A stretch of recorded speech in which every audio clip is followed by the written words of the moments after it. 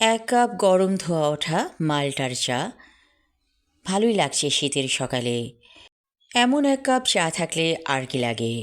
সাথে যদি থাকে ২টো টোস্ট বিস্কিট।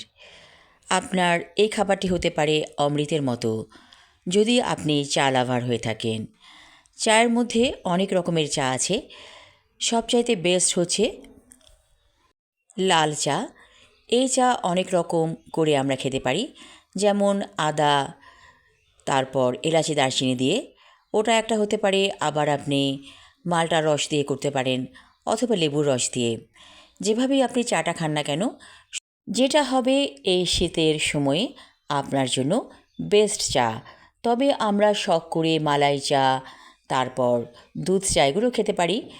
মালাই চা হচ্ছে দুধের মধ্যে সর যে জমে সেই সরটা লাস্টে চা বানানোর পর দিয়ে দেওয়া হয়। দুধ চায়ের মধ্যে অনেক রকমের চা আজকাল মানুষ তৈরি করছে, তবে সবচাইতে আমার কাছে ভালো লাগে আদা, এলাচি, দারচিনি, তেজপাতা দিয়ে যেই চাটা তৈরি করা হয় সেই চাটা।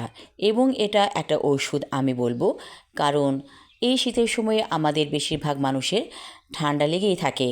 তো আপনি যদি এরকম ১ কাপ চা খেয়ে নিন, তাহলে ঠান্ডার প্রকোপ থেকে অনেকটাই রেহাই পাওয়া যায়। শীত মৌসুম চলছে, পিঠাপুলির মৌসুম চলছে, এবং পিঠাপুলি খাওয়ার পরে ১ কাপ চা আপনাকে এনে দিতে পারে দারুণ একটা তৃপ্তি।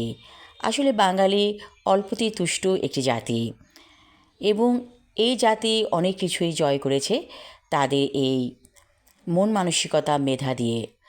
বাঙালির অনেক কিছু নেই, আবার অনেক কিছু আছে। এই যে পরিতৃপ্তি, এটা কয়টা মানুষের মধ্যে আপনি পাবেন? এই পরিতৃপ্তি যার মধ্যে আছে সে হচ্ছে প্রকৃত সুখী মানুষ। মাঝে মাঝে আমি দূর দূরান্তে বেড়াতে যাই, সেখানে আমি খেয়াল করেছি কিছু মানুষের মধ্যে চোখে মুখে আনন্দ বিরাজ করে। তাদের কি আছে? তেমন কিছু নেই। ছোট্ট কুঁড়ে ঘরে তারা বাস করে, অথচ তাদের মধ্যে একটা প্রশান্তির ছাপ লক্ষ্য করা যায়। সেটা কেন? তারা অল্পতেই তুষ্ট মানুষ।